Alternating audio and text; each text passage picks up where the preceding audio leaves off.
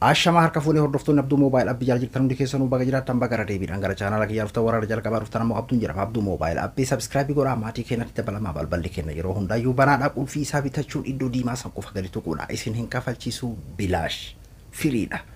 Osseentanii keessa taa'uun manni keessan yoo chaanalli kiyya isiniif ta'e jechuudha. Arranta namoomee chaalenjii fakkeenyaaf huccuu tokko osoo hin uffanne loogoo nama jaalannu tokko loogoo jechuun asxaa logo nama jaalannu tokko akkamitti garaa irratti tolfanna fakkeenyaaf namoonni garaa yeroo hedduu fakkeenyaaf t-shirtii Johar yookiin ammoo kan Haacaaluu namoota jaalatan jechuudha kan barbaadanu haa ta'u asirratti t-shirtiidhaan hojjisiifatanii warroon akkasitti itti fayyadaman ni agartan jedheetii yaada. Odoo san hin godhin ammoo akkamitti fotoodhaan edit godhannee fakkeenyaaf wantoota garaa irra kaa'achuu dandeenya. Ammallee fakkeenyaaf waan tokko waan asirratti isin hubachiisu tokkotu jira. Loogoodhaan akkana kana fakkeenyaaf amma t-shirtii akkana kana yoo hojjechiifachuu barbaadan loogoma kana warra t-shirtii biriinti godhu keessattuu warri magaalaa gurguddoo keessa jirtan jechuudha. T-shirtii warra biriinti godhutti loogoma kanatti kennatanii akkana naa dalagettanii fotoo kanatti agarsiiftan kam akkana isiniif dalagaa jechuudha. Kan sanillee itti fayyadamuu dandeessanii fotoo qofaan osoo t-shirtii hin bitin ammoo wantoota garaagaraa piroofaayilaa TikTok, Facebook wantoota garaagaraa irratti fotoo irratti ammoo itti fayyadamuu ni dandeessu jechuudha. Katabbisiitti dabalee miidhagsina jechuudha. Akkuma agartan kana kunoo Johar nama Oromoo ganee kasaare malee kan Oromoo ganee milkaa'ee hin agarre kan jedhu akkasuma ammoo artisti jaalatamaa kabajamaa qabsaawaa Haacaaluu Hundeessaa ani Oromoof qaaliidha kan jedhu haala kanaan katabbii irratti dabalee jechuudha. Yoo feetan loogoo qofa yoo feetan ammoo katabbiidhaan dabaltanii jechuudha. Karaa salphaa taheenii akkatti itti hojjettaniin isin agarsiisa. Waan akkana kana namni keenya viidiyoo barumsaa hedduun hordofu malee waan akkana kana tokko ogguu agarte ati ammoo achirraa waan hedduu dalaguu dandeessaa jechuudha. Kuni barumsaa jechuudha. Haga dhumaatitti waliin tura gattaayitiin isin agarsiisa. Tole hayyee karaa iskiriinaatiitti dhufeetiin jira. Aappilikeeshinaa kam nu barbaachisaadha. Aappilikeeshinaan kan hojjannu jechuudha. Jalqaba irratti fotoo kaatu. Fotoo yeroo isin jedhu fakkeenyaaf ammaani fotoo kana keenyaaf fotoo kana agartanii fotoo akkanatti fotoo isin gosa barbaaddanii kaatan jechuudha. Akka itti naaf ta'a jettanii yaaddanitti fotoo akkana kana qopheeffattu jechuudha. Yoo feetan qubaan agarsiiftan feetan agarsiisuu baattan walumaa gala huccuu uffattan irratti fotoo kaataniitumaan amma fotoo kana yeroo amma isinii waraabu kana ka'ee jechuudha. Haala kanaan eega ka'ee qopheeffadhe booda wanni itti aanu maalinni Pixlab amma dura isin barsee jira warroonni gartee amma dura na hordofaa turtanii sirriitti beektan jedheeti yaada kaa kunoo aappilikeeshina kana jechuudha. Pixlab jettanii katabdan Play Store irratti jechuudha. Kunoo isa kana aappilikeeshina baay'ee bareedaa tokko nama warra YouTube hojjetan hundi isaanii ni qaban warroonni waa fotoo edit godhuu jaalatan hundi isaanii ni qaban isin barsiisee jira amma dura waa'ee isaa. Sirriitti qalbii amma namoonni tokko ammallee viidiyoo barumsaa laaltaniiti osoo gartee hin hubatiin akkana sodaattan jechuudha. Waa edit godhuun kan isin agarsiisaa jiru kunneen baay'ee salphaa jechuudha. Kan namni hundinuu hojjetuu danda'uudha. Kan ogummaa gaafatuun isin jechuu barbaadeeti. Akka waan ogummaa gaafatuutti hin fudhatinaa kanneen baay'ee salphaadha dhugaa isiniin jedhan eenyuun ni hojjeta jechuudha kanneen. Tole hayyee Pixlab amma akkanatti akkana isinii dhufa jalqaba jechuudha. Keessan ammoo qalamni isaa kana ta'uu dhabuun mala. Qalamni isaa kana miti jechuudha keessan akka biraatti isinii dhufa garuu haa ta'uti ammoo akkanumatti isinii dhufa istaayilli isaa kanuma jechuudha Pixlab hundi isaatu.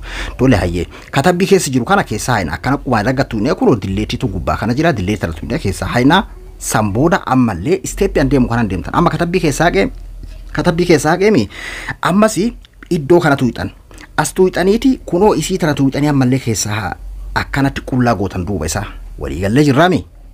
Kunoo laal isii tana tuuxanii as tuuxanii keessaa balleessan sambooda gubbaa kanarra eda'uu takkatu jira. Amma dura isin barsee jiranii beektaa waa'ee aappilikeeshina kanaa eda'uu kana tuuxinee sadaffaa irra tan jirtu sheeppii isteetu tana tuuxinaa jechuudha. Sheeppii tana tuuxidha. Akkana isinii dhufaami jala kana bakka gartee xiyyaan jiru kan akkanuma dhiifnee gin asii gabbu'ee xiyyaa kana keessaa isii tana korboo tana filannaa jechuudha. Korboo tana akkanatti raggattuuxinaa sambooda akkana jala kana ol harkifnee qalama isii maal goona? Akkuma an godhu kana na waliin ilaala amma qalama jijjiiru yaana bakka maal godha amma gurraacha godha jechuudha. Maaliif alaabaa tolchuu deema amma fireema isaa alaabaadhaan jechuudha gurraacha godha. Okay raayitii tana godha amma akkanumatti osoo inni jiru as keessaa osoo hin fagaatin jechuudha gamanaan isitti aantana tuqee koppii ta'e tana tuqa walii gallaami duraan asirra jira tala itti aantana tuqeeti koppii ka jedhu kana tuqa lama ta'eemi akkanuma dhiifadheeti amma qalama kana halluu isaa jijjiira. Isaan jijjiira kunoo kalar jetti. Isii tana tuqee akkanatti diimaadha. Yoo inni ammoo qalama as keessa hunduun jira. Amma an diimaa barbaade waan ta'eef asuma irratti okay godha. Kunoo akkana godhee amma maal godha? Asirratti as keessa wal qixxeeffadha jechuudha. Amma kunoo akkanatti as keessatti xiqqashoo akka gartee gurraachi jalaa mul'atutti akkuma godhu kana qalbiin na hordofa haala kanaani ammallee maal godha koppii godha isa kanallee maaliin godha qalama isaa jijjiira akkamitti jijjiira kala kana tuqee adii godhe kuno achi booda raayitii kana godhee as keessa galfadha ammallee maal godha akka diimaan jalaa mul'atutti kuno akka ajaa'iba isinii galaa jira amma xumuree jira jechuudha walii gallee jirra san booda amma maal godha iddoo eda'uu kanan tuqa eda'uu kana tuqee kuno jalarraa lammaffarra ka jiru firoom galaarii ka jiru kanarratti tuqee as keessa amma maaliin fudha fotoo fudhaa jechuudha fotoo kan fudha kan Joohar fudha fakkeenyaaf ka Joohar isa kana fudhee haa jennu ammaan kuno isa kana fudhee haa jennu eega akkana fotoo Joohar irratti gadi tuqee as naa dhufee booda korboo gamanaan jirtu tanarratti hin tuqa walii gallaami eega korboo san irratti tuqee raayitii jala kana jira raayitii tuqa achi booda amma as keessatti wal qixxeeffadha akkanatti qeessee akka adiin jalaa mul'atu galfadha amma akka carraa backgroundin Joohar adiidha waan ta'eef fotoon biraa immoo kana caalaa mul'ate isinii mul'ata jechuudha akkana galfadhe jechuudha ammaan kan Joohar walii gallee jirra san booda amma xumuree jira as iddoo kana tuqee save mee odoo save hin goone dura katabbii itti dabaluu yoo barbaaddan yoo ammoo kanuma qofa save godhuu barbaaddan kuno asuma tuuxanii save galaarii xumuree save godhatanii jirtan eessa galaarii save naa ta'ee jira jechuudha amma yoo katabbii itti dabaluu barbaanne hoo eda'uma kana tuqee tokkoffaa irra jirtu teekistii tan tuqee isii tana qubaan akkana as fidee jechuudha katabbii achi gannaa buuri tana hogguu lama qubaa wal jala irratti gadhahee maalitti kataba amma nama Oromoo ganee kasaaree malee kan milkaa'e hin agarre